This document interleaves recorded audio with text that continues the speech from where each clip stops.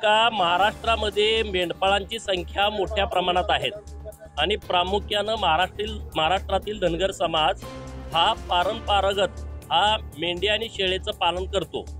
परंतु राज्यामधली परिस्थिती अनेक ठिकाणी पाणी आलं, पाण्यामुळं ज्या जिरायत जमिनी होत्या त्या बागायत क्षेत्रामध्ये त्याचं परिवर्तन झालं आणि चराई पूर्ण शिल्लक राहिली नाही।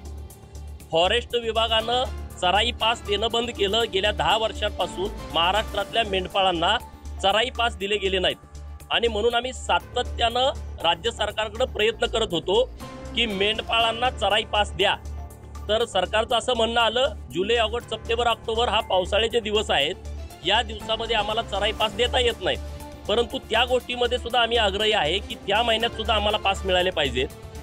4 महिन्यात पास देता येत नाहीत असं सरकार म्हणतंय, परंतु राहिलेल्या 8 महिन्यात सुद्धा पास दिले जात नाहीत आणि त्यामुळं मेंढपाळांची फार मोठी कुचंबना होते।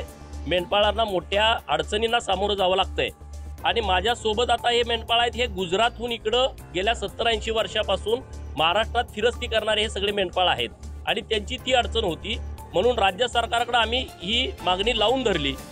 मागच्या 4 दिवसापूर्वी माननीय मुख्यमंत्री आणि उपमुख्यमंत्री आणि मंत्रिमंडळातले काही मंत्री महोदय यांच्यासोबत आमची बैठक झाली आणि या बैठकीमध्ये हा मुद्दा आम्ही लावून धरल्यानंतर राज्य सरकारनं निर्णय घेतला की येत्या 8 दिवसाच्या आत महाराष्ट्रातील सर्व मेंढपाळांना चराई पास देण्याच्या संदर्भातले आदेश माननीय मुख्यमंत्री महोदयांनी दिलेले आहेत आणि म्हणून त्यांना धन्यवाद व्यक्त करण्यासाठी, आभार व्यक्त करण्यासाठी आज काही मेंढपाळांचे प्रतिनिधी घेऊन माननीय मुख्यमंत्री महोदय यांची भेट घेतलेली आहे। कितने इलाकों में चराई पास मिलेगा? अरे ये अभी तो तय करेंगे, अभी वो 8 दिन के अंदर वो पूरे महाराष्ट्र में कौन से क्षेत्र में चराई पास देने वाले, इसके बारे में भी सरकार से ये पूरा जो प्रक्रिया है वो सामने आएगी। अरे जो पशुपालक है तो उनको मिलना चाहिए।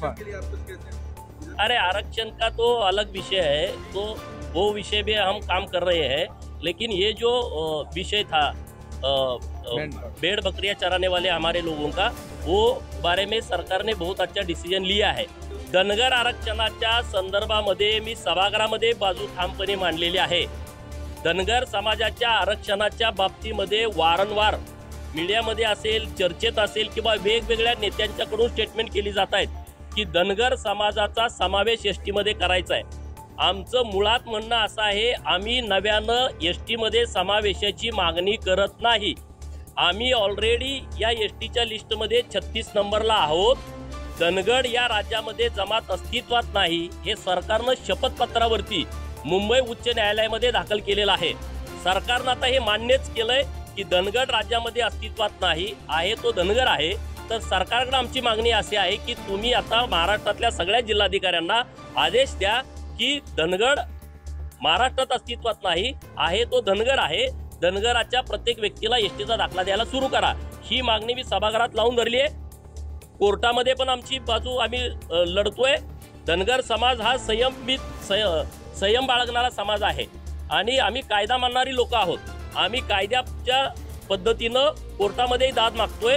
तर कोर्टानं 8 डिसेंबर, 11 डिसेंबर आणि 15 डिसेंबर या 3 तारखा अंतिम सुनावणीसाठी दिल्या होत्या। पैकी 8 डिसेंबर आणि 11 डिसेंबरला पूर्ण कामकाज चाललं। 15 तारखेचं कामकाज पुढे ढकललंय आणि माननीय उच्च न्यायालय महोदयांनी 3 जानेवारी, 4 जानेवारी आणि 5 जानेवारी दुपारी 2:30 नंतर हे पूर्ण कामकाज चालेल आणि आम्हाला आता विश्वास आहे की हे कामकाज झाल्याच्या नंतर 15 जानेवारीपर्यंत महाराष्ट्रातील धनगर समाजाच्या आरक्षणाच्या बाबतीमध्ये उच्च न्यायालयाकडून निकाल येईल आणि तो निश्चितपणे आम्ही इतके पुरावे दिलेले आहेत आणि धनगर जमात राज्यात अस्तित्वात नाही हे सरकारनं लिहून दिलंय। एखादी जमात जर राज्यात अस्तित्वात नसेल तर त्याला आरक्षण कसं काय मिळू शकतं? त्यामुळे आमच्या बाजूने निकाल येईल अशी आम्हाला अपेक्षा आहे। आम्ही दोन्ही बाजूने प्रयत्न करतोय, न्यायालयातून पण आम्ही प्रयत्न करतोय आणि राज्य सरकारकडे त्यांनी जीआर काढावा म्हणून आम्ही बिहार, तेलंगणा आणि मध्य प्रदेश या 3 राज्याचे जीआर आम्ही सरकारला दिले होते आणि नंतर आता छत्तीसगड आणि उत्तर प्रदेश या 5 राज्याचे जीआर दिलेत। त्या धर्तीवरती आमचा निर्णय शासनाने करावा असा आमचा प्रयत्न सुरू आहे आणि आम्हाला वाटतं की आता या सगळ्या विषयामध्ये आम्हाला यश येईल।